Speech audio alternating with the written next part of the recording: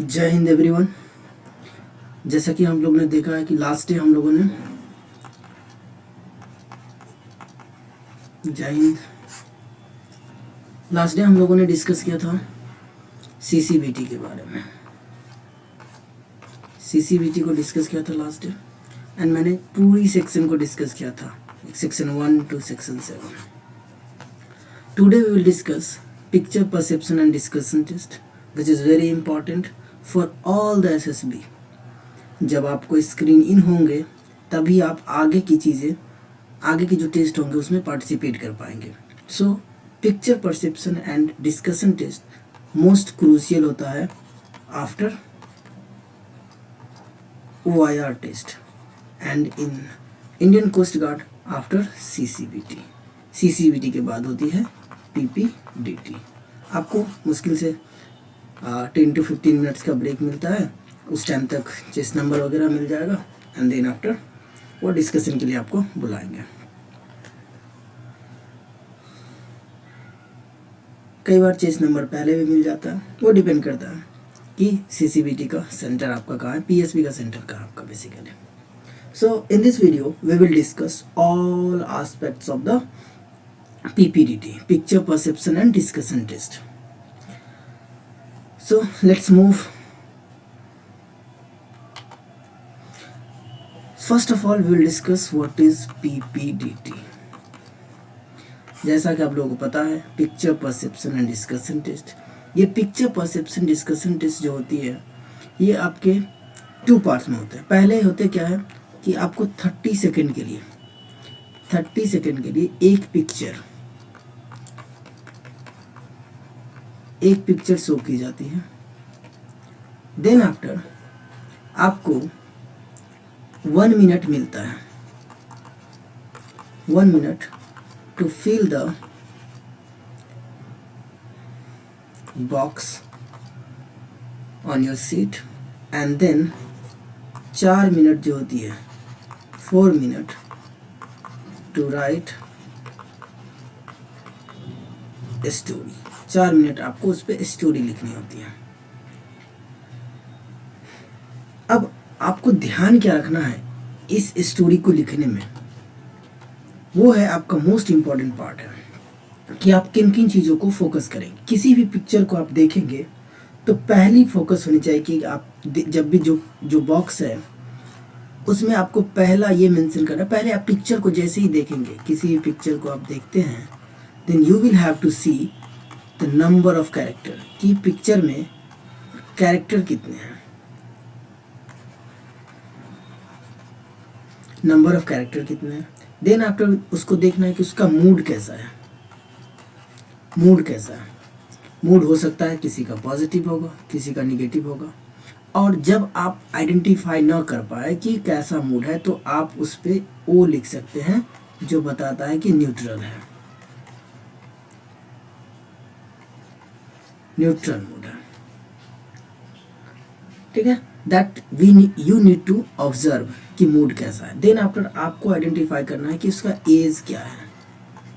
ठीक है, और एज मस्ट बी न्यूमेरिकल, जैसे किसी का एज 21 है, 25 ईयर्स, 35 ईयर्स एक्सेट्रा, जो भी आपको लगे वो आपका परसेप्शन आपका होगा, किसी और का नहीं होगा। आप देखोगे हर किसी का परसेप्शन अपना अपना अलग होगा। And then after you need to identify sex, कि वो मेल है या फीमेल है। ठीक है, एंड मेल एंड फीमेल है बेसिकली, ये चीज़ें आपको ध्यान रखनी है। अगर इन चीज़ों को आप क्लियर कर पाते हैं सो देन आफ्टर आप अगर इतना सारा चीज़ कर लेते हैं तो आपको बॉक्स फील हो जाएंगे।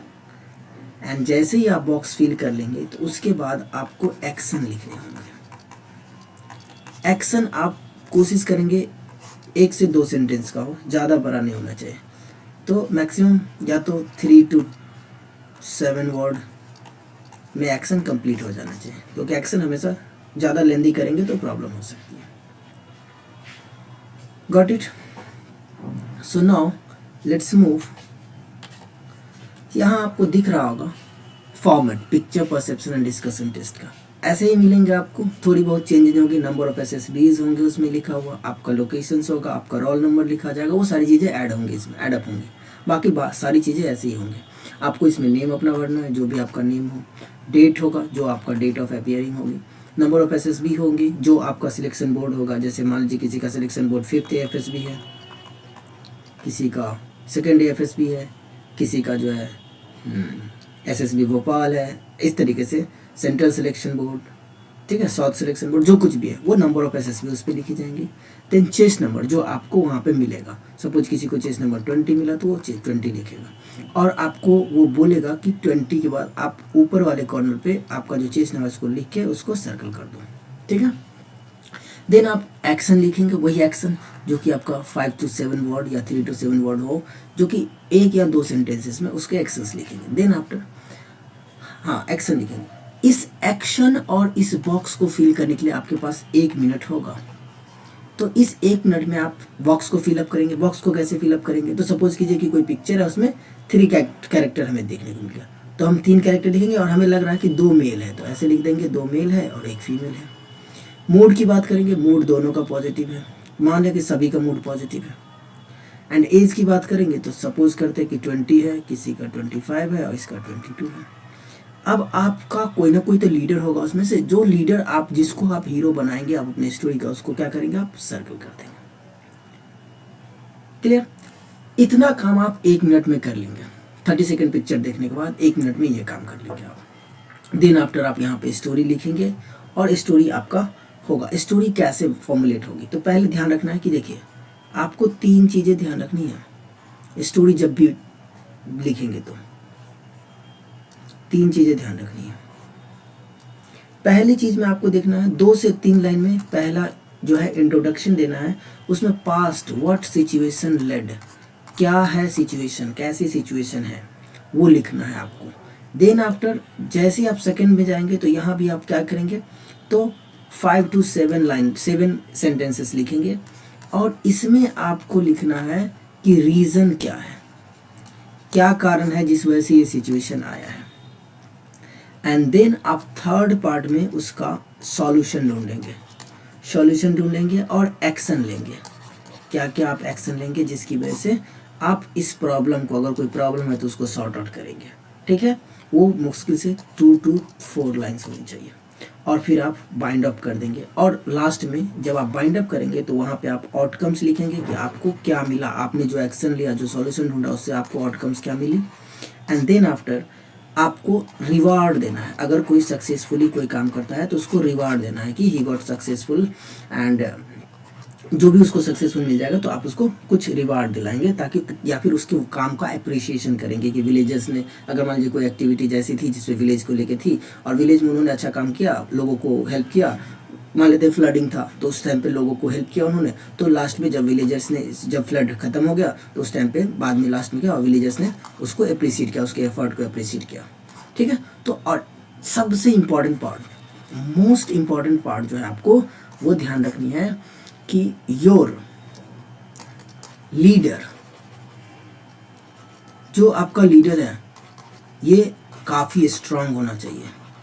अब ऐसा नहीं कि लीडर ही मरियल है आपका, तो फिर वो कैसे लीड करेगा। So leader must be strong. Then after leader के पास रिसोर्सेज की कमी नहीं होनी चाहिए, और अगर कोई कमी होगी तो वो जनरेट करेगा, बहाना नहीं बनाएगा कि मेरे पास ये तो था ही नहीं, तो वो था ही नहीं, तो मैं कैसे लेता, वो नहीं। लीडर के पास वो सारी चीज़ें होंगी, फुल ऑफ रिसोर्सेस होंगे वो। अगर मान लीजिए कोई बच्चा डूब रहा है तो अब वहाँ पे आप कहेंगे कि उसको बचाना है, तो अगर लीडर को आप कहेंगे अब लीडर को तैरना नहीं आता है, दैट्स नॉट गुड। सो उसको तैरना आना चाहिए। अगर नहीं आ रहा है तो अदर रिसोर्सेज क्या होंगे कि उसके पास रोप होनी चाहिए, और वो होगी। आप एज्यूम करके चलेंगे, आपको नहीं भी दिखेगा तो भी एज्यूम करके चलेंगे। और मोस्ट इंपॉर्टेंट पार्ट यही है कि लीडर स्ट्रांग होना चाहिए, डिसीजन ले सकता है। और वो लीडर कौन होगा, आप ही तो होंगे। बेसिकली आप उस पिक्चर के बेसिस पे आप बताना चाह रहे हैं कि उस टाइम पे आप होते तो क्या करते, इसीलिए इस पे काम करना है। So this is the picture perception and discussions. ये सारी चीज़ें अगर आप ध्यान रखते हैं तो आप डेफिनेटली अच्छा करेंगे। चलिए अब आपको एक पिक्चर दिखाते हैं। अब देखिए यहाँ पे दो नंबर ऑफ कैरेक्टर कितने हैं, तो उसको 30 सेकंड दिए तो आप देखेंगे नंबर ऑफ कैरेक्टर कितने हैं, 2 हैं। एक छोटा सा बच्चा है और एक कह सकते हैं इसका एज मान लेते हैं 35 ईयर्स ओल्ड, और ये बच्चा है छोटा सा, इसको ले लेते हैं कि 15 to 16 ईयर्स ओल्ड होगा। अब मूड दोनों का पॉजिटिव है, हर किसी का परसेप्शन होता है। अब आप इस पे स्टोरी बनाएंगे, क्या बनाएंगे, क्या सिचुएशन क्या है, वो आपको सोचना है। हो सकता है कि ये छोटा सा बच्चा होगा, ये इसके पेरेंट्स होंगे, ये कुछ अपने पेरेंट्स को बता रहे होंगे, या फिर इसके पेरेंट्स उसको गाइड कर रहे होंगे किसी काम को लेके कि ये करो, ऐसे करो। और इस तरीके से जब वो गाइड करेंगे तो फिर उसको क्या क्या चीज़ें दे, रिसोर्सेज प्रोवाइड कराएंगे। मान लीजिए ये बच्चा है और ये पढ़ना चाह रहा है, तो इनके पापा ये इनके अपने फादर को बताएंगे, और ये फादर इनको क्या करेंगे, उसके लिए पूरी अरेंजमेंट करेंगे, उसको स्कूल भेजेंगे, प्रॉपर सारी चीज़ें प्रोवाइड कराएंगे। तो ये वहाँ पे लीडर होगा। चॉइस आपकी है। आप और भी बहुत सारी स्टोरी बन सकती है, परसेप्शन ढेर सारे, एक पिक्चर से लाखों पर स्टोरीज बनाई जा सकती है। एंड ध्यान रखना है कि जब आप लीडर को लिखेंगे तो लीडर को कोई ना कोई डेजिग्नेशन दे देंगे ताकि उसकी पर्सनैलिटी स्ट्रांग हो जाएगी। क्लियर है यहाँ तक? एंड देन आपको थोड़ा सा जो गाइड कराओ थीम को लेके। कई बार होता है ना कि पिक्चर दो के कुछ समझ में नहीं आता है, तो थीम में आप ध्यान रखेंगे कि थीम ऐसा थीम लेने की कोशिश करेंगे जो कॉमन हो। ऐसा नहीं कि कुछ रैंडम उठा लिया, अब ग्रुप में मेरा स्टोरी कुछ और है, दुनिया कोई और बोल रहा है, कुछ और बोल रहा है। तो कोशिश करेंगे कि थीम आपका क्या हो, फेमिलियर हो, ताकि मोस्ट ऑफ द केस में वो लोगों के पास एक्सेप्टेबल। और स्टोरी में एक्शन इंपॉर्टेंट होता है कि आपने क्या एक्शन लिया। एक्शन बहुत इंपॉर्टेंट है, आप क्या क्या एक्शन लिए हैं वो सारी चीज़ें मेंशन करो। आपने सॉल्यूशन क्या ढूंढा, प्रॉब्लम था तो उसको सॉल्व कैसे किया, वो सारी चीज़ें इंपॉर्टेंट होती है, उसको कंसीडर करो। एंड देन एक्शन के केस में जब आप थीम को सोचो तो थीम के लिए सोचो कि अगर मान लीजिए कोई, अब ये परसेप्शन अपनी हो जाए, अगर मान लीजिए कहीं आपको प्लस का सिंबल दिखे तो बेसिकली ये मेडिकल सिंबल है, तो आप यहाँ से बना सकते हैं हॉस्पिटल होगा नियर बाय, या फिर हॉस्पिटल है, या फिर कोई भी मेडिकल स्टोर्स हो सकता है। तो इस तरीके से इस इंफॉर्मेशन को रिलीज कनेक्ट करना है स्टोरी से। अगर मान लीजिए कहीं पे माउंटेन्स वगैरह दिख रहा है तो ऑब्वियस सी बात है माउंटेनियस रीजन है, तो उस पे बेसिस पे बनाइए, माउंटेन ट्रैवलर के बेसिस पे बनाइए, कुछ भी स्टोरी बनाइए, बट स्टोरी पिक्चर से रेलेवेंट होनी चाहिए, ध्यान ये रखनी है। सो और कुछ खास नहीं होती है पीपीडीटी में। That's it, thank you for watching. If you find it useful, do like. Thank you, जय हिंद।